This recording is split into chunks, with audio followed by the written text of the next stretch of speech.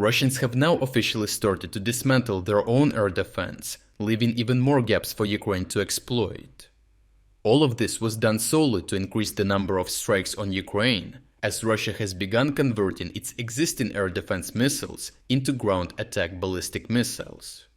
According to Ukrainian intelligence, Russia converted around 200 missiles in 2025 and plans to convert an additional 480 by the end of this year.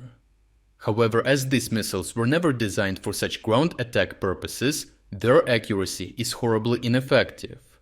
Additionally, using air defense interceptors as strike weapons creates a serious long-term vulnerability for Russian air defense as a whole, as production capabilities is refocused and repurposed, while Russians already suffer from a serious air defense problem.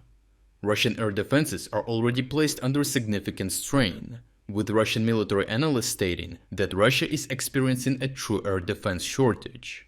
Ukrainian saturation tactics using waves of drones and missiles force Russian systems to already expand valuable interceptors, with some units already reporting a shortage.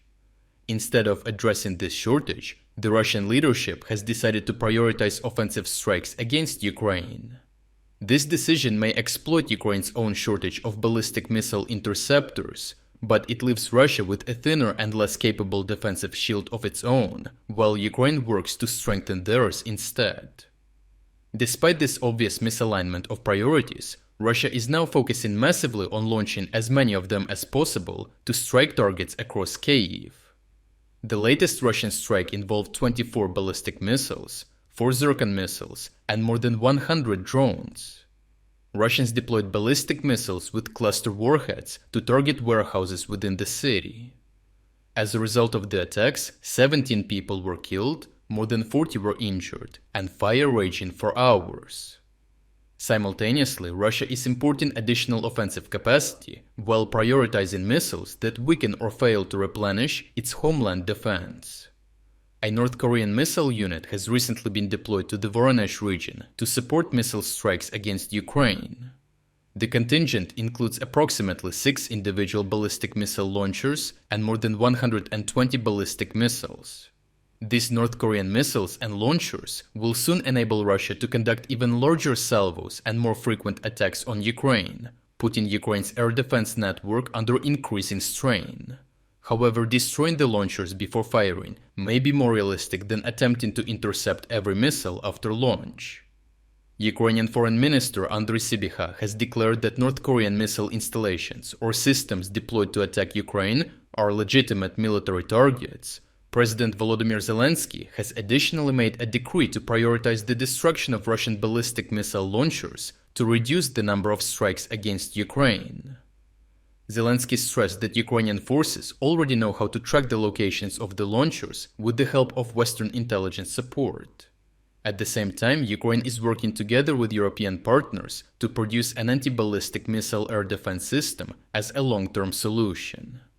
The interceptor missiles of the Freya system will be manufactured domestically by Firepoint, while its radar and sensors would be supplied by Europe. This would help to reduce Ukraine's dependence on the US-made Patriot system with the domestic alternative. If this new air defense system is successfully developed and mass-produced, while Ukraine strikes Russia's launchers, Ukraine could significantly reduce the number of successful ballistic missile strikes.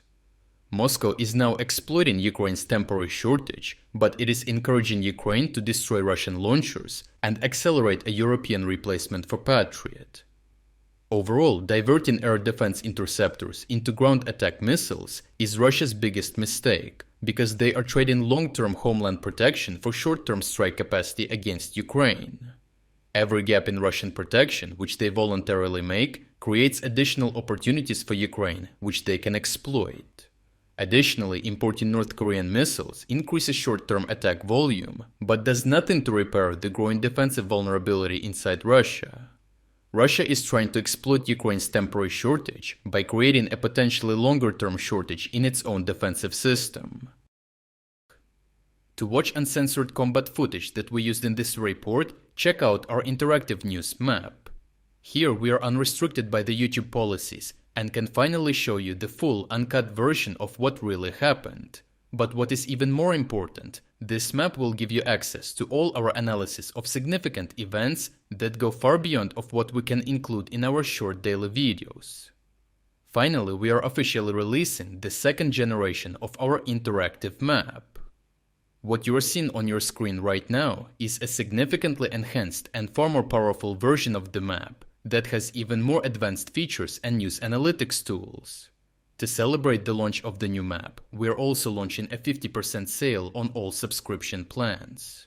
Starting from just $4.99, you will not only gain premium access to the map, but you will also unlock all our exclusive strategic updates, frontline overviews, and strategic geopolitics videos. So check out the link in the description to become an exclusive member of our community. I truly appreciate everyone who stepped up to join us. Your support means the world to us.